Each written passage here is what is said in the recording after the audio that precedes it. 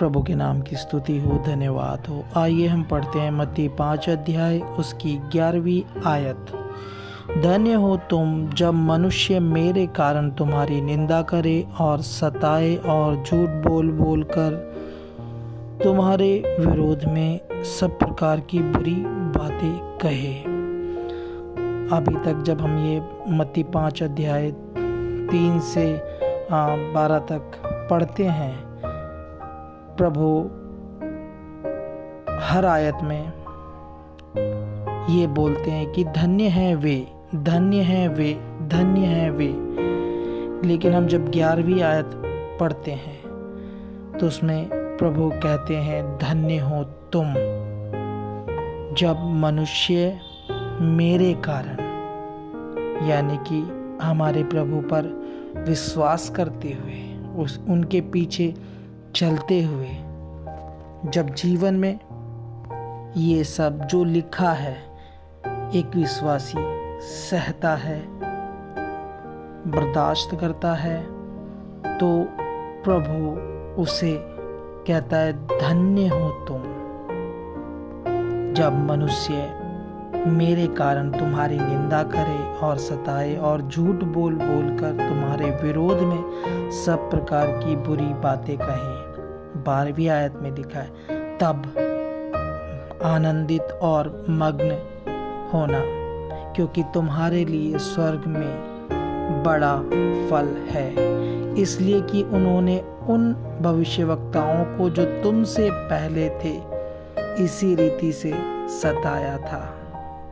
हम एक विश्वासी के जीवन में देखें, जब ये सब घटनाएं आती हैं और जब वो निराश है, हताश है इन सब परिस्थितियों में, तो ये जो 12वीं आयत है उसके जीवन में एक उत्साह, आनंद और शांति देता है, क्योंकि ये प्रभु ने उस व्यक्ति के लिए पर्सनली बोला है धन्य हो तुम। हम परमेश्वर के वचन में देखें, प्रभु यीशु मसीह के जो चेले थे, जिन्हें 12 प्रेरित भी कहा गया, जब वो ये सुसमाचार सुनाते थे, प्रभु यीशु मसीह का सुसमाचार सुनाते थे, जब उन पर सताव आता था, उन्हें दुख उठाना पड़ता था, तो वो ये कहते थे कि हमने प्रभु के नाम के लिए कम से कम थोड़ा दुख तो उठाया। उसमें भी वो खुश होते थे प्रभु के लिए दुख उठाने के लिए। हम ये पढ़ सकते हैं परमेश्वर के वचन में, प्रेरितों के काम 8वां अध्याय। उसी दिन यरूशलेम की कलीसिया पर बड़ा उपद्रव आरंभ हुआ और प्रेरितों को छोड़ सब के सब यहूदिया और सामरिया देशों में तितर बितर हो गए। कुछ भक्तों ने स्तिफनुस को कब्र में रखा और उसके लिए बड़ा विलाप किया। शाऊल कलीसिया को उजाड़ रहा था और घर घर घुसकर पुरुषों और स्त्रियों को घसीट घसीट कर बंदी गृह में डालता था। जो तितर बितर हुए थे वे सुसमाचार सुनाते फिरे। मैं प्रेरितों के काम 5 अध्याय उसका 17 से आप आगे पढ़ सकते हैं। मैं कुछ आयतें यहाँ पढ़ रहा हूँ। उन्होंने उन्हें लाकर महासभा के सामने खड़ा कर दिया। तब महायाजक ने उनसे पूछा क्या हमने तुम्हें चिताकर आज्ञा नहीं दी थी कि तुम इस नाम से उपदेश ना करना? तो भी देखो तुमने सारे यरूशलेम को अपने उपदेश से भर दिया है और उस व्यक्ति का लहू हमारी गर्दन पर लाना चाहते हो। तब पतरस और अन्य प्रेरितों ने उत्तर दिया, मनुष्यों की आज्ञा से बढ़कर परमेश्वर की आज्ञा का पालन करना ही हमारा कर्तव्य है।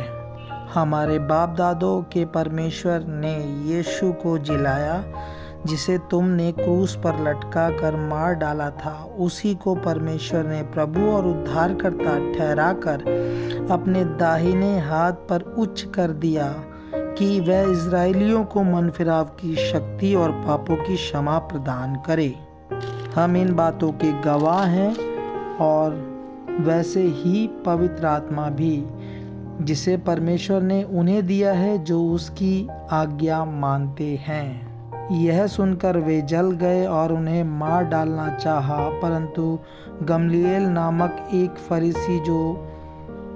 फरीसी ने, जो व्यवस्थापक और सब लोगों में माननीय था, न्यायालय में खड़े होकर प्रेरितों को थोड़ी देर के लिए बाहर कर देने की आज्ञा दी।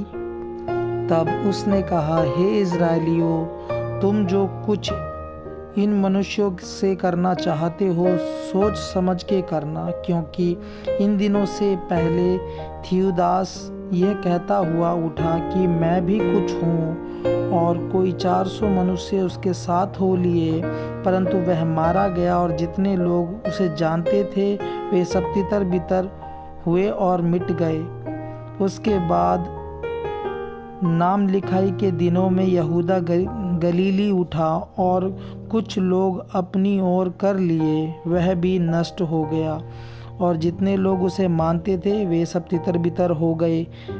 इसलिए अब मैं तुमसे कहता हूँ, इन मनुष्यों से दूर ही रहो और इनसे कुछ काम ना रखो, क्योंकि यदि यह धर्म या मनुष्यों की ओर से हो तब तो मिट जाएगा, परंतु यदि परमेश्वर की ओर से है तो तुम उन्हें कदापि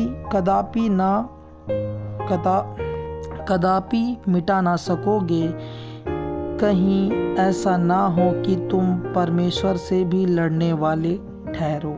हाँ मेरे भाइयों, ये काम परमेश्वर की ओर से है, तभी ये आज तक मिटा नहीं है। जब से यीशु मसीह को सलीब पर चढ़ाया गया है और वो मुर्दों में से तीसरे दिन जी उठा है, तब से आज तक प्रचार किया जा रहा है, सुसमाचार सुनाया जा रहा है। हम यहाँ देख रहे हैं कैसे कैसे प्रेरितों के साथ बुरा व्यवहार किया गया, दुर्व्यवहार किया गया, सताया गया, मारा गया, पीटा गया। और वचन में अभी हमने जब मत्ती 5 अध्याय उसकी 11वीं और 12वीं आयत में जब हमने पढ़ा है, तो ये बातें हमें मिलती हैं। ये मनुष्यों की ओर से नहीं है, ये परमेश्वर की ओर से है। इसे कोई मिटा भी नहीं सकता।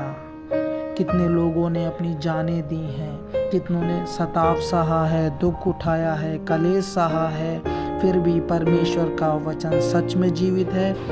लोग इसके लिए कीमत देते हैं, दूसरों तक वचन पहुंचाते हैं, दुख उठाते हैं, उसमें भी आनंदित रहते हैं। हम यहाँ आगे पढ़ते हैं, तब उन्होंने उसकी बात मान ली और प्रेरितों को बुलाकर पिटवाया और यह आदेश देकर छोड़ दिया कि यीशु के नाम से फिर कोई बात ना करना।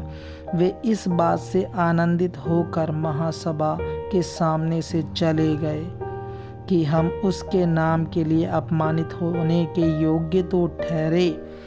हम देखें उन्हें अपमानित किया जा रहा है, लेकिन वो क्या कहते हैं प्रेरित लोग कि हम अपमानित होने के योग्य तो ठहरे।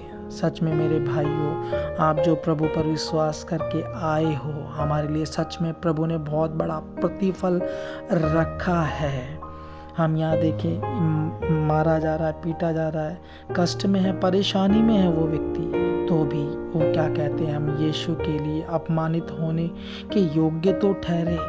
हम जब ये वचन सुनते हैं हमें बल और हियाव मिलता है। हम निराश नहीं होते, हम हताश नहीं होते, हम दुखी नहीं होते। प्रभु मेरे साथ ही ऐसे क्यों, ये समस्याएं मेरे साथ ही ऐसे क्यों, मैं क्यों ऐसे परेशान हूँ। जब हम ये सुनते हैं परमेश्वर के वचन से, सच में हमें तसल्ली मिलती है, हमें हियाव और बल मिलता है। इसलिए धन्य हो तुम जब मनुष्य मेरे नाम के कारण तुम्हारी निंदा करे और सताए और झूठ बोल बोल कर तुम्हारे विरोध में सब प्रकार की बुरी बात कहे, तब मग्न और आनंदित होना, क्योंकि तुम्हारे लिए स्वर्ग में बड़ा फल है। इसलिए कि उन्होंने उन भविष्यवक्ताओं को जो तुमसे पहले थे इसी रीति से सताया था। प्रभु इस वचन के द्वारा हम सबको बहुतायत से आशीष दे और ये वचन अपने साथ वाले लोगों के साथ आप शेयर करें ताकि वे भी परमेश्वर का आशीष पाएं। खुशी से परमेश्वर के पीछे चलें, क्योंकि हमारा परमेश्वर के पीछे चलना व्यर्थ नहीं है।